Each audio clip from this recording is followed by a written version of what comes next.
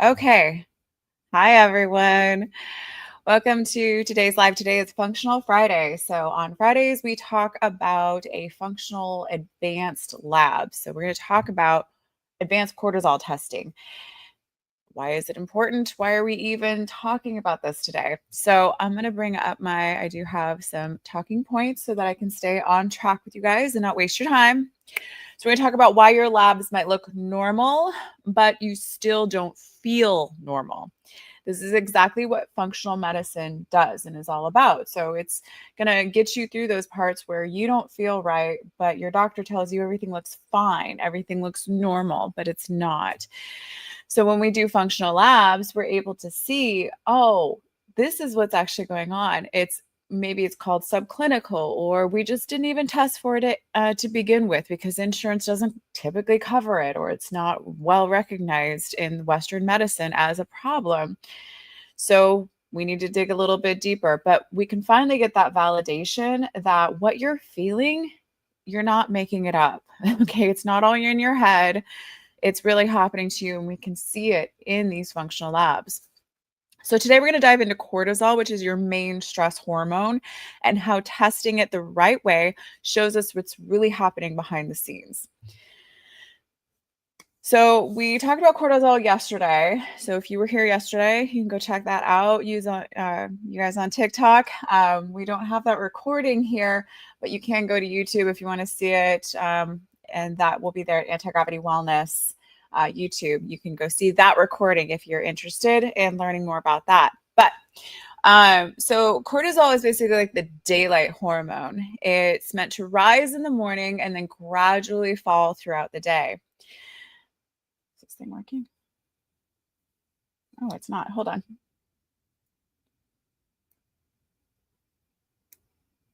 Well, that would help, wouldn't it?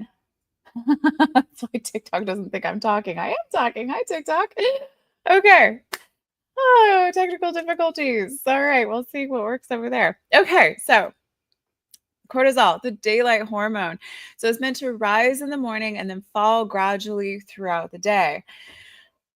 So normally it kind of has this nice rise and then it comes down. So I'm going to pull up. This is a Dutch test. This is an actual real Dutch test from a patient. Obviously, I've hidden the information on here so that we hide, the patient information, but this is a real Dutch test from a real patient of mine. So we're going to go, like it gives us testosterone, it gives us estrogen, but it also gives us our cortisol level, which is very important for measuring our stress response. So let's go all the way back to the full cortisol page so I can show you guys. Hello, welcome. All right, so our cortisol is here. So if you look here, we have our adrenals. Our adrenals are located on top of our kidneys, all right? And these little powerhouses, they're very small, but they're very powerful. They pump out things such as cortisol, cortisone, and this helps us to wake up in the morning. So you notice that here in this little chart, can you see that? Let's see. Yeah. So here in this little chart, I'll show it to you guys over there on the other screen too. So it's supposed to come up in the morning and it helps you to wake up, and then it comes down, and then it's supposed to help you go to sleep. So it shouldn't be too high or too low. It is definitely like a Goldilocks kind of a situation. So here, I'm going to go to this next screen so I can make sure that okay, perfect. Okay, so here, so it comes up in the morning and then it rises up and then comes down in a gradual curve. This person in particular, they have kind of a higher response in the morning. So she's a little bit more elevated in the morning and then kind of drops down. And especially in her cortisol, look at how much she drops. She gets spikes and then drops, right? Spikes and then completely plummets out. You know what she was telling me? She was telling me that she feels pretty good in the morning. Yeah, you do. You feel great. You're like, whoo, ready to go. This girl does not need caffeine in the morning. But then by the afternoon, she's crashing. You can see that. She's crashing, right? And then in the evening time, she goes up a little bit again. And she's tired, but she's wired. And she has a really hard time sleeping. If I knew nothing about her, I could tell you that about this patient. And when I reflected that back to her, I was like, so this is what your cortisol pattern is telling me, that this is how you are feeling. And she goes, yep.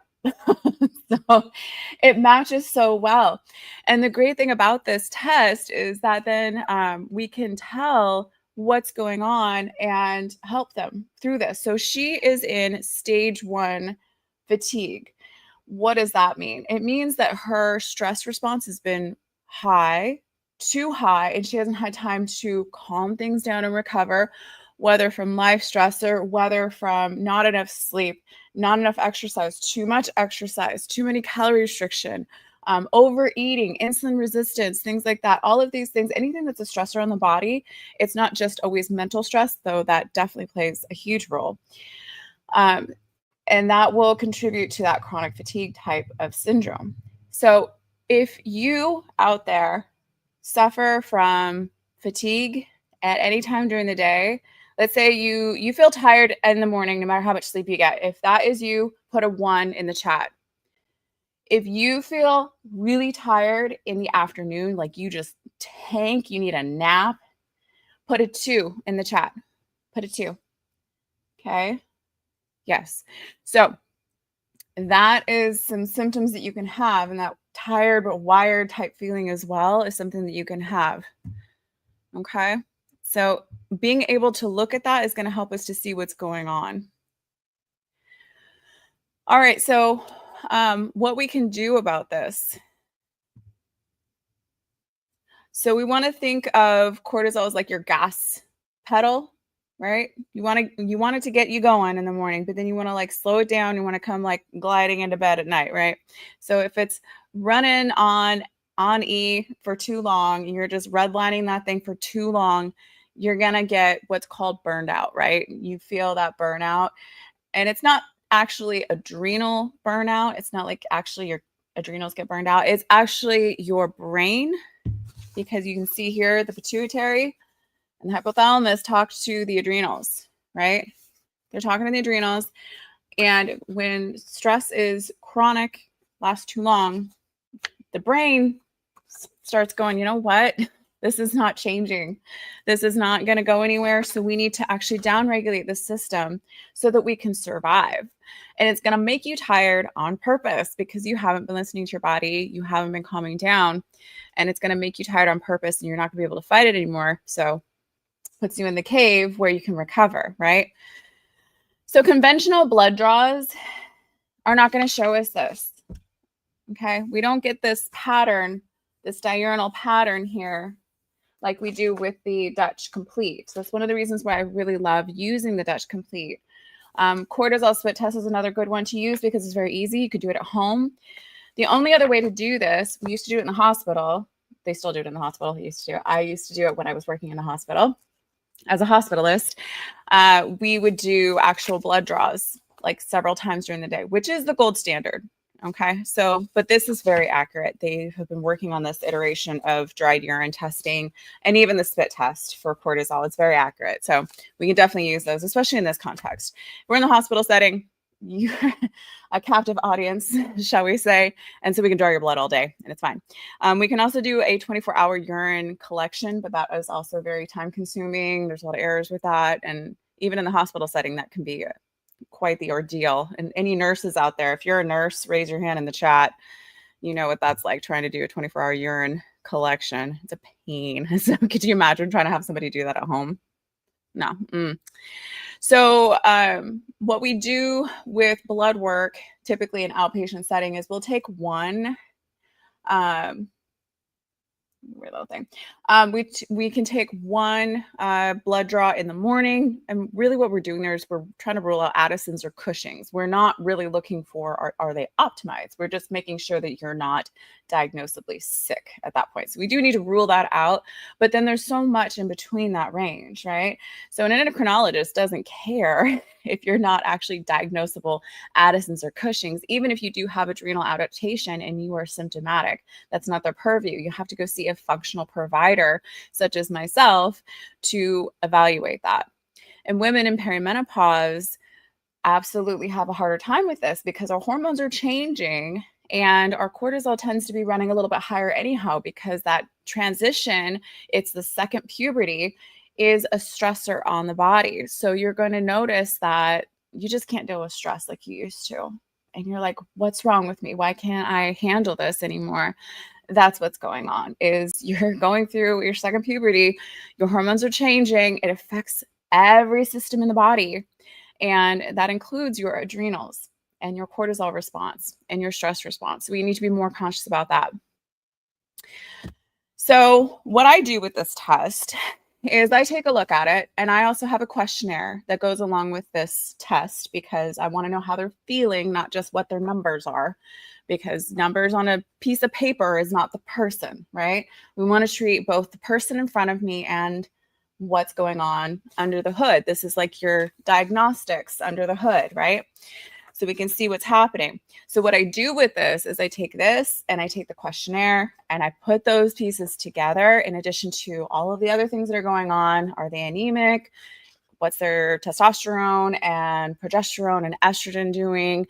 What's their thyroid doing? What's their gut health like? What is their inflammatory status? What is their blood sugar doing? All of these things come together because guess what? You're connected. Everything's all connected, right? And it all affects each other. And any of these stressors will stress out the adrenals. Okay, so we take that all into account. We get them into like, okay, you're stage 1, you're stage 2, you're stage 3. And then there's protocols to go along with that.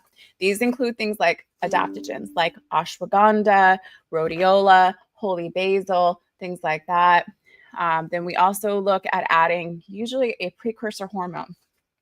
We can use DHEA and or pregnenolone.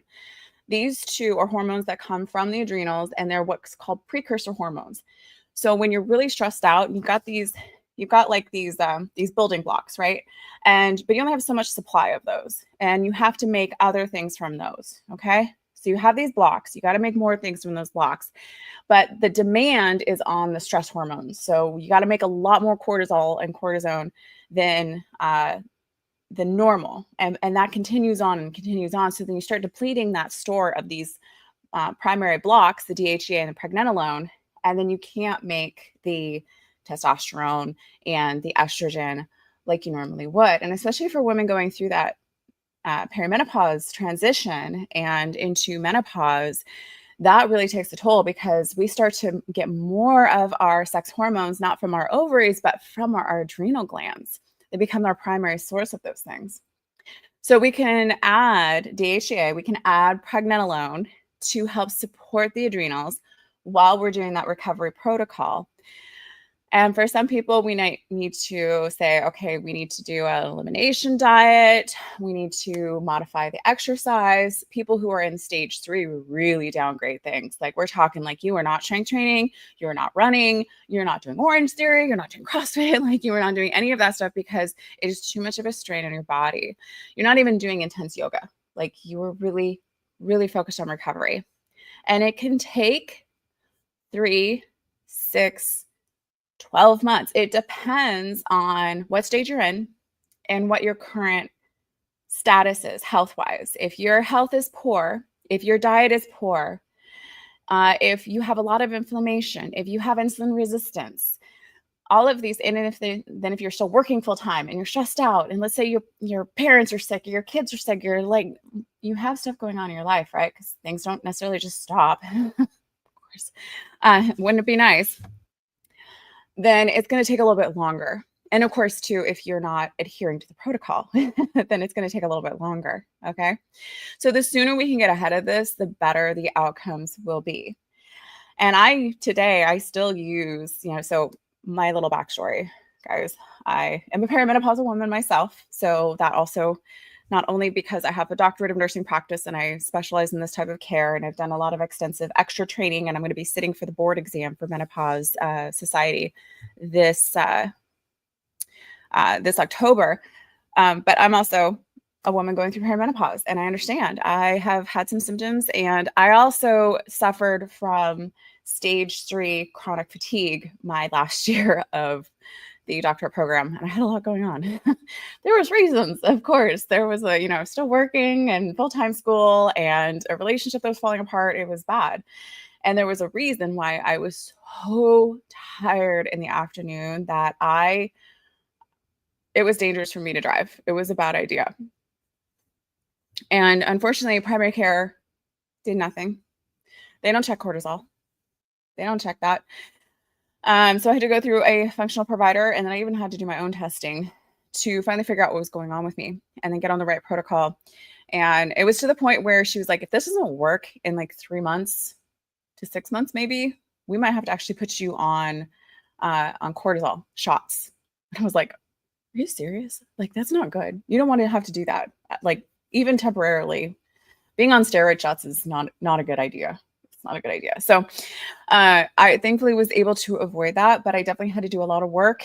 And it's almost harder because you know, we're talking like type A kind of personality, people who are like really pushing themselves really hard.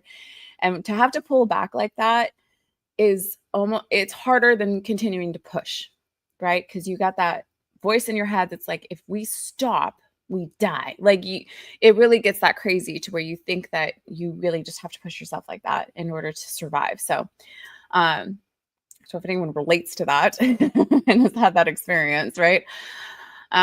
So I had definitely had to go through that. So I'm very interested in what people's adrenals are doing, what their cortisol response is, because I've seen it firsthand. I've seen how dramatic it can affect you. And if you don't even have the energy to get up and get going in the morning, or you crash every single day, are you going to want to go to the gym, meal prep, do any of that crap? No. Like, nobody has any interest in that when you're exhausted. You're just trying to survive. And unfortunately, I'm seeing a lot more women nowadays who that's exactly what they are struggling with the most, is their energy levels are just crap. And if we test their cortisol, guess what? I can see exactly where that's happening. And then we get them on the right protocol, and they get to feeling fast and better a lot faster, as opposed to continuing to spin their wheels. Your doctor Googling it, you're looking at all this stuff, you're watching videos on your reels and TikToks and things like that. It's not helping you. And that's the problem. Like, we need to actually do that functional lab testing and figure out what's going on. That's why one of our philosophies here at Anti-Gravity Wellness is we test, we don't guess. And that's why, because it's so important to make sure that we know what's actually going on under the hood with things like our Dutch Complete test. Okay. So that is definitely something we do here at Anti-Gravity Wellness. Very important testing. We do that in addition to the blood work. And the cool thing is that though things like Dutch test and GI map, which is a stool test, we'll talk about that maybe next week, those are functional labs. So they are not typically covered by insurance, and they can be very expensive. But I roll it into the cost of services with me. So you don't ever have to pay extra for that. It's already included in our packages, which we have available. So we have updated our systems. So now we have like a questionnaire that you go through to make sure that it's a good fit for everybody, and that we are getting, and anybody who needs help is getting help. So if we're not a good fit, you'll get directed to a page that will still give you resources to help you. If you are a good fit, then you'll get matched with our patient care coordinator. You can set up a call, and we can start that process and see how we can help you. So that's what we got going on there. If you are interested in that, comment hormone help, and you'll be able to get to that and take that questionnaire. So for today's freebie, since we're talking about the adrenals, let me double check and make sure I get this right. Okay. So if you comment adrenal recovery, comment the words adrenal recovery, we will send you our free adrenal recovery guide that's made specifically for perimenopause and menopausal women. It will walk you through it. It's a very quick, easy to digest type of information. Lays out the symptoms. So if you're having those symptoms, then you can go, ooh, yep, that's me. I definitely kind of feel that way.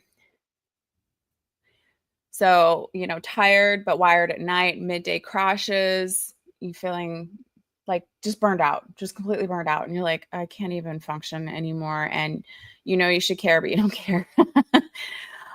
So that's what we look at there. And if you're having those symptoms, woman in perimenopause. That's who we are focused on right now. So women over 35 or post-hysterectomy, partial or complete, tends to kick you in to menopause, perimenopause a lot sooner. Thank you guys for smashing the heart button. I appreciate you. Yeah, so we can get you started on that. So comment adrenal recovery to get our free adrenal recovery guide. Comment hormone help if you're a woman over 35 who lives in Washington, Oregon State, and you want to see if anti-gravity wellness can help you. I would love to talk to you some more. All right, guys. Thank you so much for joining me today, and I will be on tomorrow. I'm trying to hit it around 12:30, but it doesn't always work. So, but still, definitely like, comment, subscribe, watch our channel. We're constantly putting out, like every single day, we're putting out more posts, educational posts around perimenopause and menopause. So trying to help you guys out. And if you have any questions, drop me a DM. And I hope you all are having a wonderful Friday. And I will see you later. Bye.